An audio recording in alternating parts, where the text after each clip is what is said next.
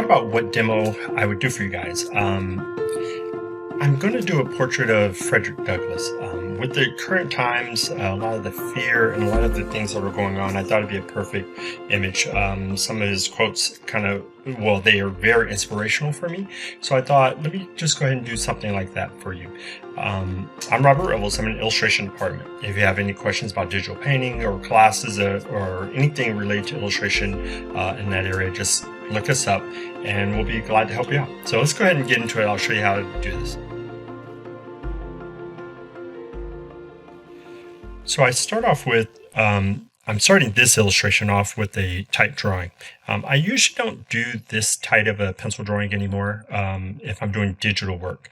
If I do traditional work, this is a technique that I used to use quite a bit. But currently I'm going back and doing a lot more tight drawings just because it allows me to just sharpen up my skills. Okay, now what you'll see here, the sketch, I drew this down onto a gesso. Well, actually, I drew it in Photoshop, and then I scanned in a gesso panel, and then I took that gesso panel and turned it on multiply. So all of the white would kind of fall out, and any of the grays and the blacks would stay in. And then I just allowed this sketch to sit on top of that panel or underneath. It feels like it's sitting on top. Now I do that just because it just gives a texture and makes it feel like traditional tools. And it just, for me, it looks really nice. It feels good. And it doesn't have a slick quality to it. Now, after I do that, okay, so I have the sketch. Now I put this on a top layer. Then I have a bottom layer, which is the background. And then you'll see there's a layer 2, which is sandwiched in between there. That layer is the silhouette shape of Frederick. Okay. Now, what you can see, I used the lasso to fill that in, but you can use a paintbrush initially to get that silhouette. Now, depending on the brushes that you use, you can use different types of textured brushes, and they'll give you different looks for when you're overlapping and layering in this background texture. If you have a textured canvas and then you have textured brushes, it just really creates a harmonious whole to the whole thing.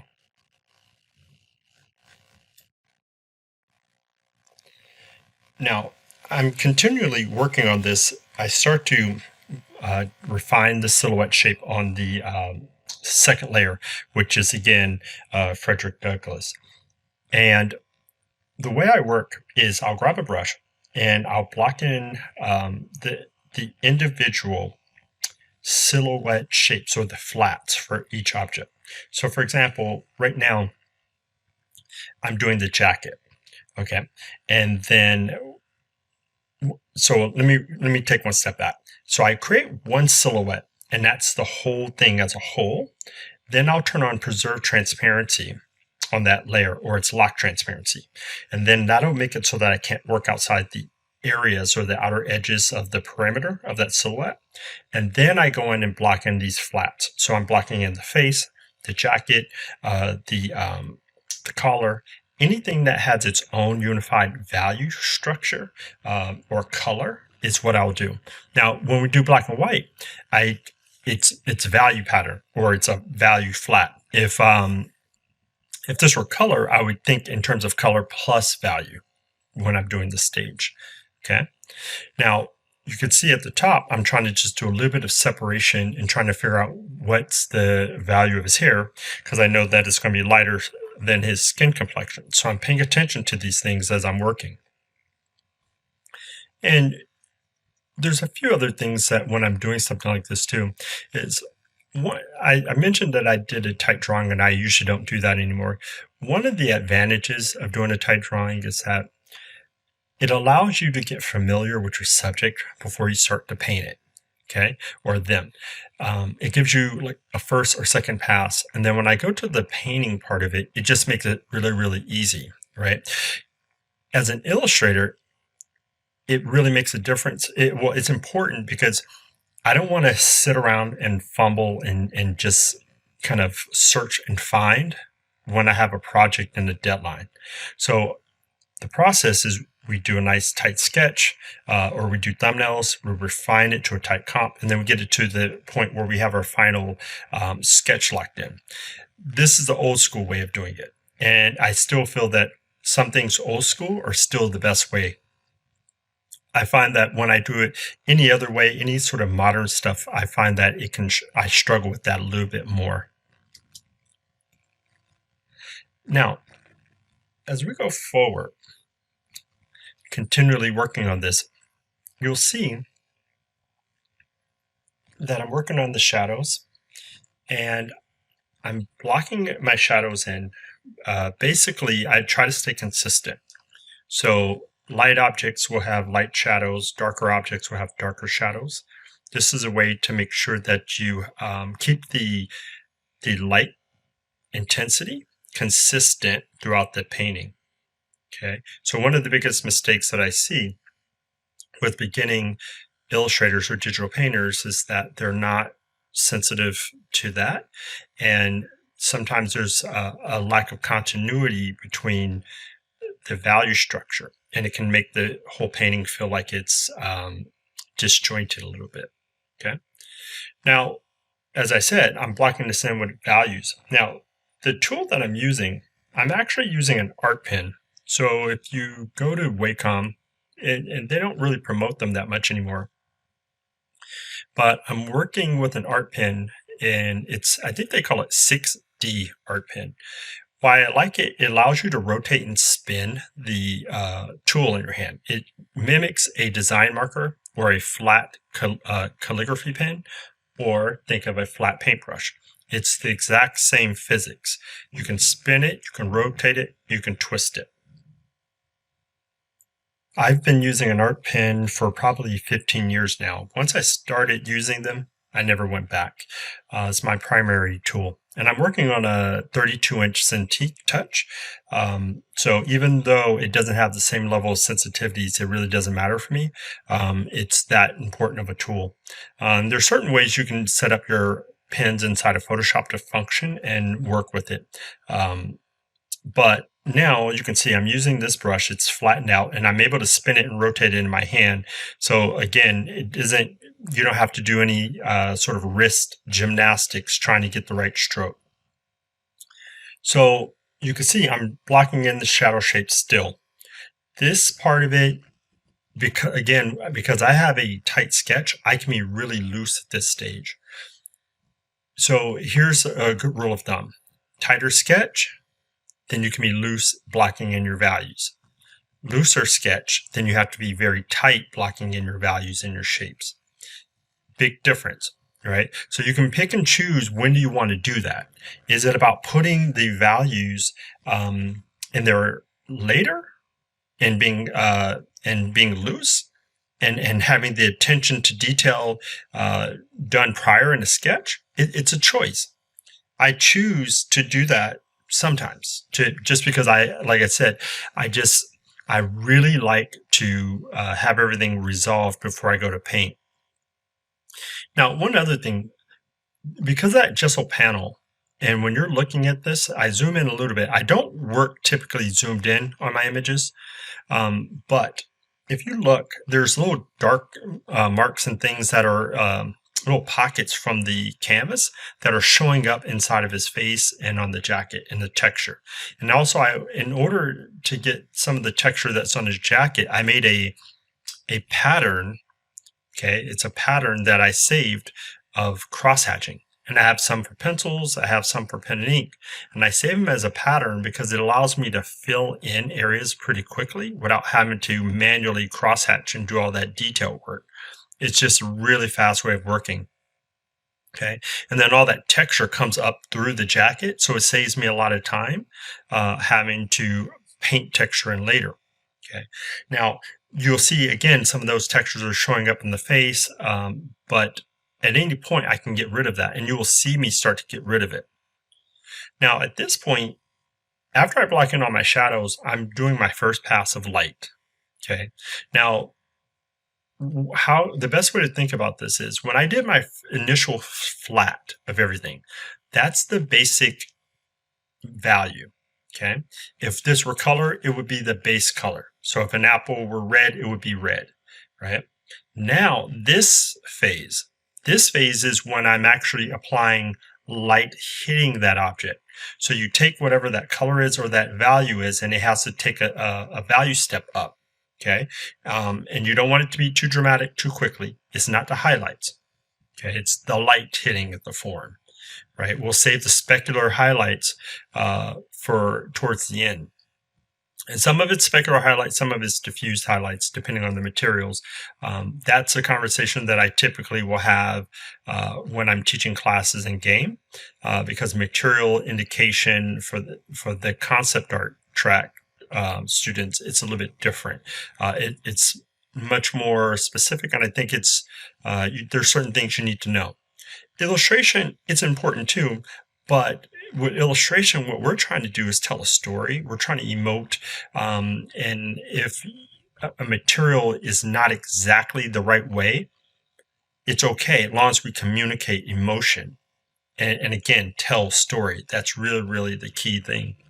And then when you even have something as simple as a portrait, can you tell a story with it? Yes, right? I had a great teacher named Kazusano, and I remember when I would sit in his class, and sometimes we were doing painting from the figure, and he would come by and say, and whisper in my ear, literally like Yoda or something, some like mystic wizard guy. He's like, what's her name? But he was saying this kind of whispery name. He's like, what's her name? And I look at him like, oh, that's such and such, because I knew the model. He's like, no, Robert, what's her name? And I'm like, what are you talking about? And then he said, no, who is she? Where is she from? And basically what he was trying to do is get me to start thinking about, when you're drawing something, you're not just drawing inanimate objects. You're not just drawing some person, skin and bones up there, right? You're thinking about who is behind the eyes. That's another phrase I heard a long time ago. It was an airbrush artist. He used to do these really beautiful portraits on t-shirts. I think his name was Jurek. I mean, this is like over 20 years ago. I was like really, really young. But I never forgot it clearly. What's behind the eyes? Who is this person? So you can communicate a lot just with the brushstrokes, what you're actually thinking emotionally and mentally and about that person or that object. It comes through and it translates in the work. So if you're just all head, right, all logic, the work will feel that way. There's no emotion connected to it. When there's an emotional connection with everything that you do as an artist, this will emanate through the work. Another person, artist hero of mine, his name is Thomas Blacksher, and I had a conversation once with him. It was very, very, very early on in my school years. Actually, I'll tell you a little story here. I think it's kind of important. So we're looking at this, and it kind of relates to this because I'm doing the highlights and specular stuff on his face. But when I was a student, this is back before internet, what I would do is I would find my favorite artist, and I would go, and I would call them, and I would ask them, hey, I would say, my name is Robert Revels. I'm an art student. I'm interested in, potentially getting some feedback from you. And they say, well, what is it that you want and how can I help? And so what I would do is I would literally go get my illustrations, first year illustrations, like not good at all. Terrible, actually. And stuff I would just paint by myself. I would just paint stuff. I would go have it professionally shot. And then I would mail it to these people. And then I would call them, right? And even to get their phone numbers, I would have to do all kinds of hustling to get their phone numbers and call them. And then when I would call them, I would sit there and let them critique me, right? And I remember when I was painting highlights, and I remember I called something a hot spot once with Thomas. And he jumped in so fast, and I think I was a freshman. It might have been my first semester in school. He jumped in so quick, he said, don't call it a hot spot. It's not a hot spot. You'll paint it like a hot spot. Da, da, da, da. And I mean, literally, like, I was like on the other side of the phone, and he said it like very abrupt and curt. It is like, but it was really good because I never forgot that. It allowed me to really think about what is it that I'm painting and how can I convey that? And I think and try to think about emotional words when I'm doing this so that I can have some sort of connection. Okay. And again, I think that's partly why I like to do tight drawings as well up front, because when I'm in this stage, I don't have to fight with, trying to get likenesses and things like that. At this point, all I'm trying to do is, create form, volume, light, emotion. Can I make the viewer feel something when they see this? Can this person have integrity? Can you look in his eyes? Does he feel strong? Does he feel wise? Right? And there's something about men, and it doesn't matter what nationality, but there's this sort of stereotype. If you have white hair, you're older, and you're a man, you must be wise, right? So it's like, it's really weird. It's like, that's just sort of, so if you're a concept artist, keep that in the back of your head, because that is something that you'll definitely want to use in your design work and design language. Illustrators, it matters for you as well, right? When you have to tell a story, all these things come into play. Now, just so you can see, I had a sketch layer, silhouette, and then the background. And basically all I do now is I created a new layer and put it on top. And then I put a second layer. But basically what those layers are, if I'm painting light or dark, and I want to maintain textures on the jacket or anything like that, I turn the blend mode of the layer to overlay, and then I paint that texture in there. I can paint with a light. And so here's the key point to think about. If you're using an overlay blend mode, if your value is 50%, there will be no value distinction when you paint. If you go from 50, 40 up, you'll see the light, but it'll maintain texture.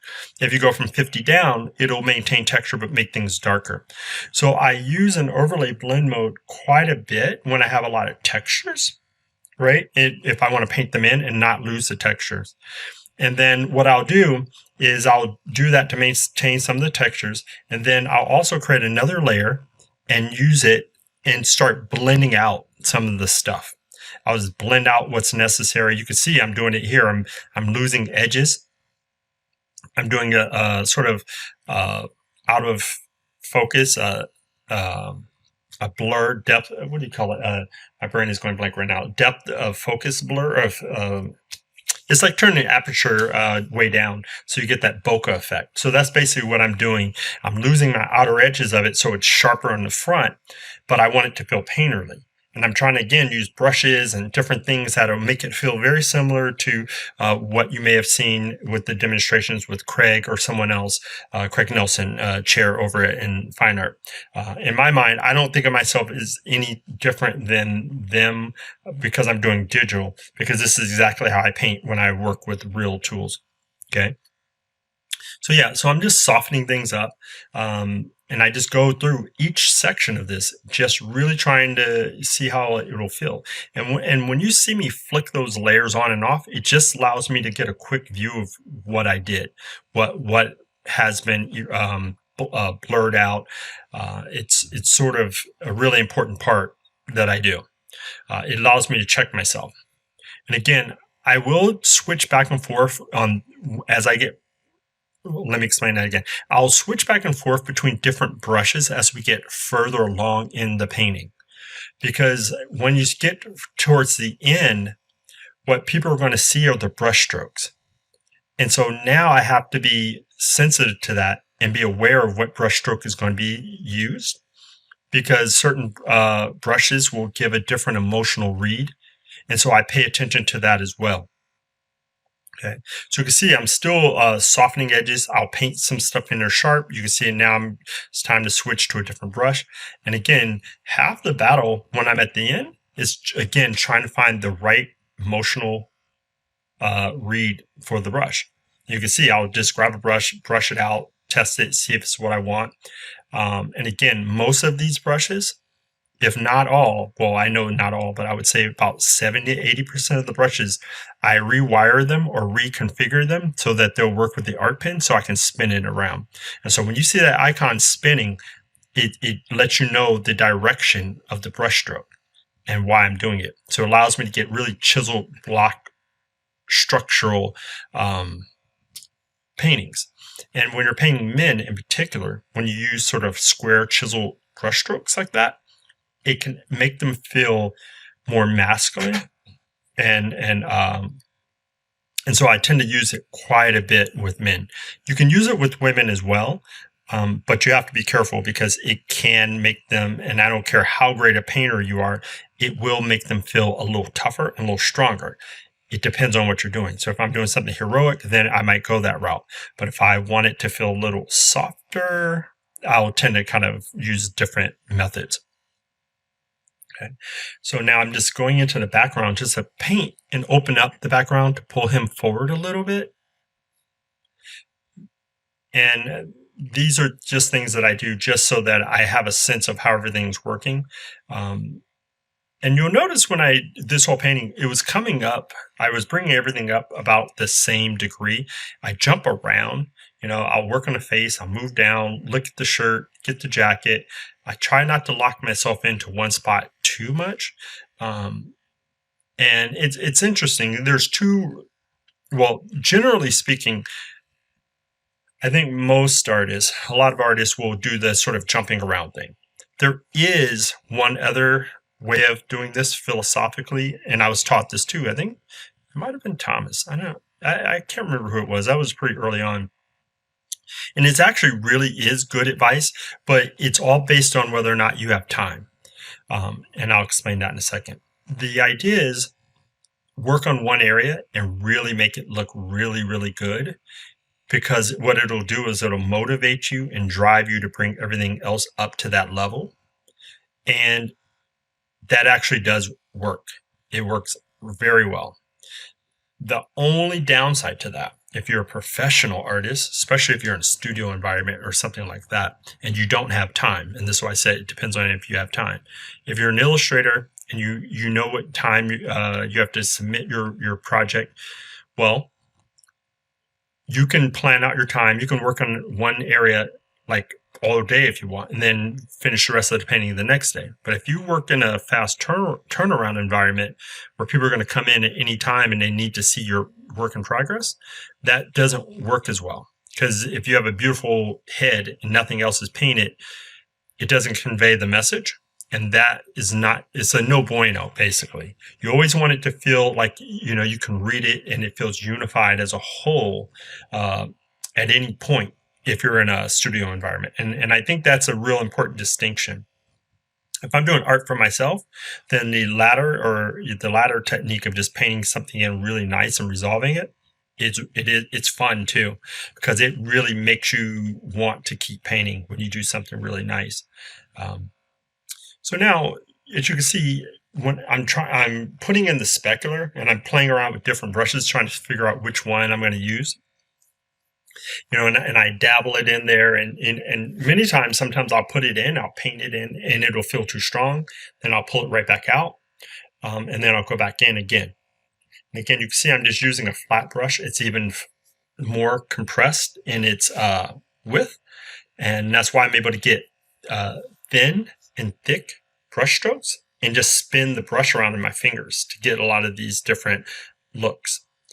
I couldn't do that as easily with the standard Pro pen. You can do it, but it's a lot more work. It's a lot more work, actually. The best way I could put it is imagine having, a paintbrush that's, like a thick paintbrush that has a really nice, beautiful taper, but it's also thick at the barrel so that when you press down, it can give you really nice thick to thin. Or coming in with a little tiny miniature paintbrush, those like double zeros, I think they call them double knots, and using one of those to paint everything in. You can get the same look, it just takes you a lot more time. I guess it's a personality thing as well. So you got to do what suits your personality. I think that's really important thing to remember as well.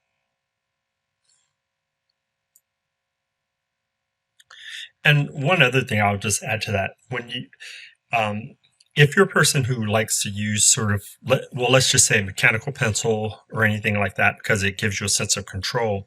What I will also say is that when you use a tool that gives you a variety of marks, there is some control that you will have to relinquish and give up, but it's worth it in the end, right? So you're controlling things from a distance. If I like to think of it like if you have like really young kids, toddlers, and you want them to learn to walk and crawl and do all those things and develop their motor skills, you create a perimeter so that they can dance around in that perimeter, but you can set up the parameters of it so it won't go too far. They won't go too far out of bounds, and it gives you this sort of like this give and take. There's a dance. And that's partly using tools that will kind of do a little bit of things that are irregular, that are unexpected, but yet you're able to control the general idea of where it's supposed to go. And I love tools like that as well. And again, that's why I like using a lot of those art pens. Now, sometimes you can see here, like when I start to get into some of the smaller details, that's when I will shift to, that sort of small pointed brush, just so I can start getting in specific details, kind of small, tiny areas. And this also, it depends on the look that I'm going for with the painting. Sometimes I like paintings that just feel sort of abstract and very alla prima, impressionistic in terms of the way they look. I love that. But then also, I used to do things very, very hyper real in detail. And I guess for some people, this might start to go along those lines. And I used to be a guy back in the days where I only did it a few times. I didn't like going that real, but I would paint the pores in the face and all of that stuff, but I would do it traditionally. I'm not that person anymore. It's not my preferred way of working. I'll do it if a client asks for it, but it's not my choice. Now, if you look around the face, how I'm able to control what I'm doing here is I eye drop, right? I'm eyedropping the color of the values right there, and it gives me the value, and then it helps me refine my edges, right? So you notice I'm almost never running over to the triangle. I mean, I'll do it a little bit, but it's all pulling the color from the palette. And when I lay down color or value, every single step of the way, I knew exactly what stage of the painting I was in, and it was intentional. So when I'm eye dropping, I know exactly what value so I can literally in my mind say, I need the shadow, I need the light, I need the specular. And then I'm grabbing the color off the canvas so that I don't have to keep breaking my attention by going over to the triangle and coming back, right? You can also do that with a palette, but even with the palette, sometimes it can distract me when I'm in these finishing stages of a painting. And then in terms of, what's finished? How do you know when you're done? And this is a really interesting question, because when I was doing this demo, I was thinking, okay, well, at what point should I stop this? Is it good enough to show the technique and the process to get people excited about painting? Or should I keep going and try to get it to a really nice finish, like a really, really polished, for my ego, to show people how great I am? If I were doing this for a client, what's going to be acceptable for them? And so here's the little tip I'm going to give you. Okay, so I think this is a little nugget that's really important. If you're an illustrator, it's really important to know who your client is. Okay, and it's not just the people who are paying you, but who's going to view your work, right? So are they young? Are they children? How old are they? Right? Are they American? Are they international students or children? Do they have money? Are they impoverished? All of these things come into play because when we paint and draw, we're communicating, we're talking to someone.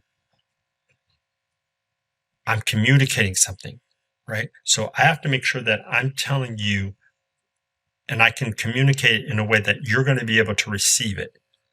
So if I said, so for example, a few seconds ago, I said alla prima or impressionist. I'm communicating in a way that I'm communicating to artist because I'm thinking you will understand what alla prima is.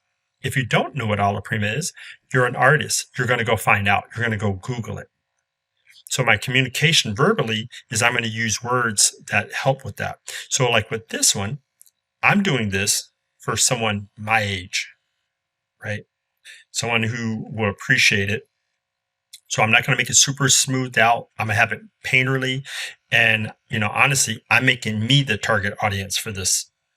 So I want there to be some brush strokes. I want there to be character, but I don't want to be hyper smoothed out. And again, I can do the hyper smooth stuff. It's just, I prefer to see the artist's hand in it. That's really important to me, to see the marks. Now, if you notice when I was painting that color in there, one thing to be careful when you're grabbing gray, sometimes you can have the color on the outside or slightly in, and it'll pick up some of the red. So I had to knock out some of those colors. And you can see this is one of those things because I'm at the end. I'm really sitting there saying, okay, which brush is going to give me the texture that I want? And I brush one down, pull it away, brush one down, pull it away. And and I'll keep doing it until I find something that I'm satisfied with. Right. And it's just give and take. There is no sense of perfection. Like as an artist, I like to think of this as exploration. I'm trying to find out what this painting is going to become. I have some control again, but like I said earlier, I'm also losing control. Like a jazz musician, right? I have a general direction of where I want this to be. But then much beyond that, I want it to free flow a little bit. I want it to speak to me and communicate to me. Because let's look at it. I had a gesso panel, and you can see just a few indications of that gesso panel is still left. So I got rid of it, and I'm painting around it. But then as I paint, something will happen. There will be a mark. There will be some tiny little thing in this painting that will make me make a pivot and go into a different direction. And I go with it. And I don't try to I don't try to control it so much. The controlling can really ruin the art, or it can ruin the process for me. Now, when I do demonstrations, I usually in class for my students, I usually do the demonstration where I walk and talk through every single step. But when I do that, the paintings are never going to come to any really tight resolution because philosophically, I'm doing something different. I'm just showing step by step. You're actually seeing the process, but I'm also giving you a little bit of philosophy, but I'm not literally going over every single icon. This is more about a philosophical way of approaching painting. Now, what you can see, I'm using an airbrush, a really soft airbrush. And I remember when I was in school, not very many people used airbrush. A lot of people hated it, actually. A lot of my teachers just frowned upon it. And I used it quite a bit. And the reason I used airbrush because I used to get sick with oil, but it was really important that I be able to get soft edges. So I find using an airbrush is really important because it can give you textural things that you just can't get in any other way. And so I use it quite a bit to block things out on the background and the vignette things and the loose stuff. Now here, what you're going to see is I'm going to block in some text here. And